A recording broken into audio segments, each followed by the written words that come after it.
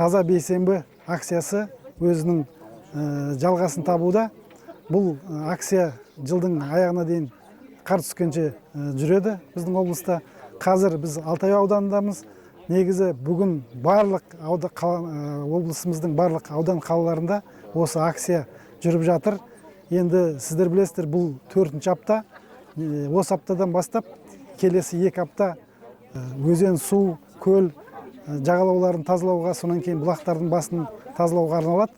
Өйткені бұл біздің өлке табиғаты бай, өзен көлдері мол, республикадағы ең бір көркем табиғаты мен туристік әлеуеті өте жоғары өңір болып табылады. Сондықтан біз үшін, біздің облысымыз үшін мына өзен көлдеріміздің таза болғаны, бізге келетін туристерге, біздің облысымыздың әлеуетін өсіруге, туризм әлеуетін өсіруге өте маңызды шара болып табылады. Сондықтан барлық біздің жерлестерімізді осы акцияға белсене қатысуын сұраймыз.